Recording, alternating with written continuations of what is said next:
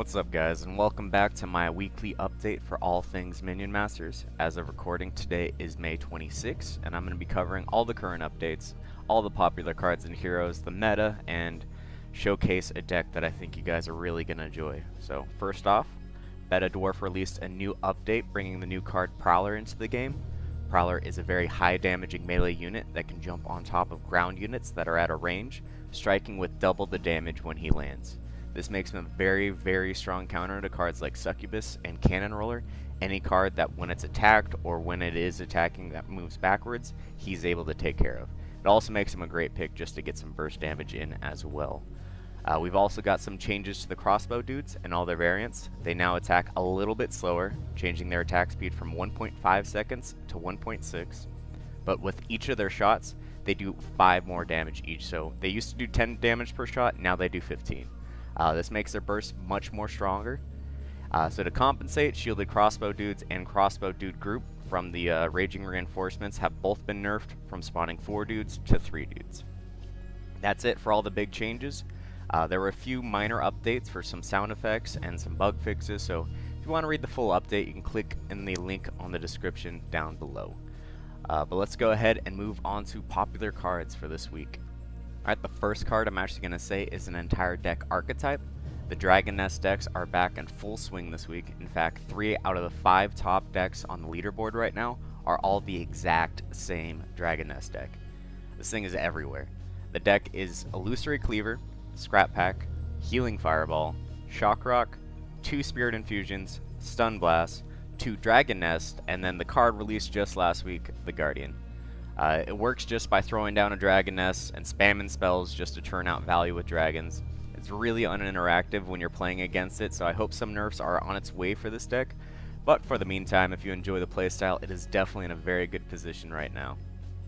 Now, after the Dragon Nest, we got the STINT bikes. These things are fast, hit ground and air units, and only cost 2 mana. Almost every single deck that is running one of these guys is actually running 2 of them, with a few that are actually running 3.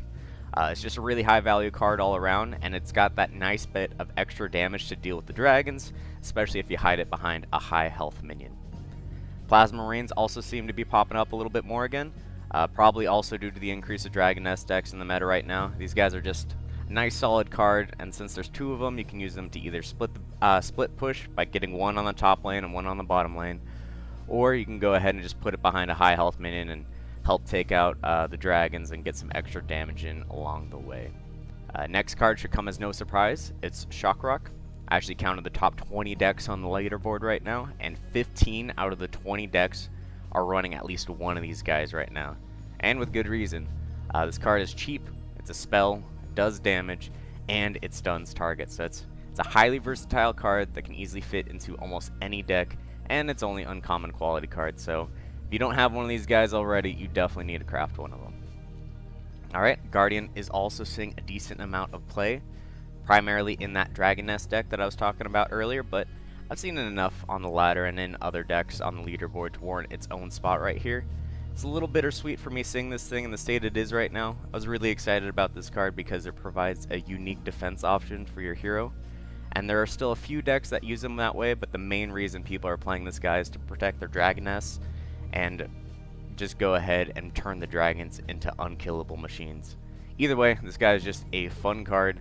I hope he maintains a spot in the meta, but hopefully the Dragon Nest deck does not. After that, we see the Beam of Doom making an appearance once again. This card is great at taking out big health minions, buildings, or even getting some nice burst damage into the opposing hero.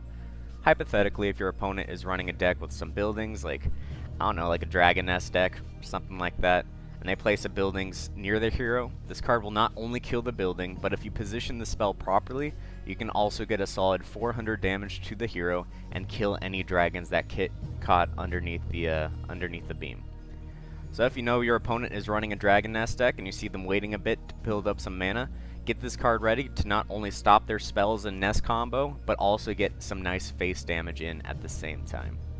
Lastly, we have Fireball. It's just a really solid spell removal card that seems to be actually on its way out of the meta.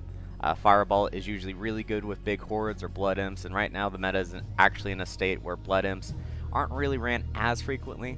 While this card is a cheaper spell than Beam of Doom, typically Beam of Doom will be a better choice in this current meta where you need to do a lot more damage to a few minions. But either way, Fireball is still a really solid card and is seeing a decent amount of play, so careful in case you're running any Bloodums because this card is still definitely in the meta. Let's move on to the popular heroes for this week.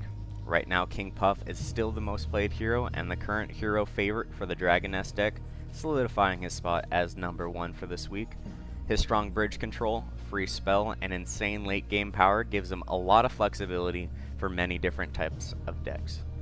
King Puff is also one of those heroes who has a kit that can reward a player with good positioning and timing, so I'm pretty sure he's going to be in the meta for some time to come. After King Puff, we got Volko and Rappo tied again. There really isn't any clear rankings after Puff Daddy. All the heroes that are relatively diverse, but Rappo and Volko Swarm decks seem to be a popular archetype right now, so I'm going to include the two of them on this list. Both of these heroes reward the playstyle of playing a lot of minion cards. Rappo gives you an extra free scrap for each minion you play, and also Volko will go ahead and cast a Fireball at a random enemy minion each time you play a card while controlling both bridges. So if you summon a bunch of cheap minions to quickly take the bridges and play cards after that, you're able to get quite a bit of value in. After that, all the heroes are pretty diverse this week. I wouldn't say there's any clear ranking after these three, but that doesn't mean that the rest of the heroes that I didn't mention aren't strong. They're still definitely worth playing, just they're not played as much as these three. And that's going to be it for the meta and news this week. To finish this video, I wanted to end on a deck that is currently my favorite this week. The deck is on the cheaper side for crafts, uses the new card, and really helps you teach proper positioning and when to push, so I really recommend you guys try it out. The deck is listed at the top of the screen. It runs 1 Elite Swarmer, 2 STI&T bikes, a Ghost Turret, Reboomer, Wall, Fireball, the new Prowler card, Beam of Doom, and a Cleaver for some high single target damage. When you're playing this deck, your goal is to get extra push potential with your Cleaver or Prowler by resurrecting them with Mordar's Tombstone.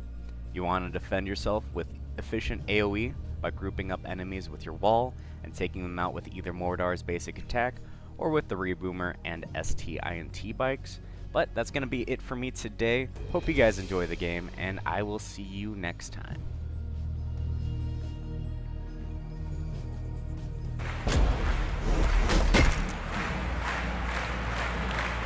And start mashing the buttons, do something!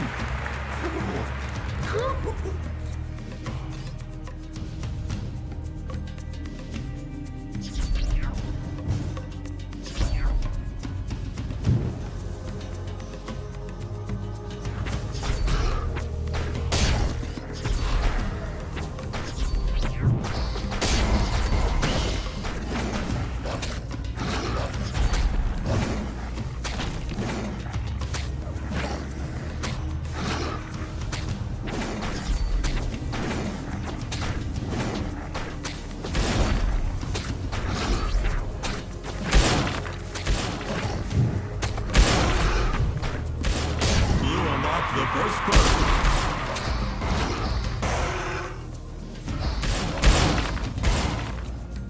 Dance picks up.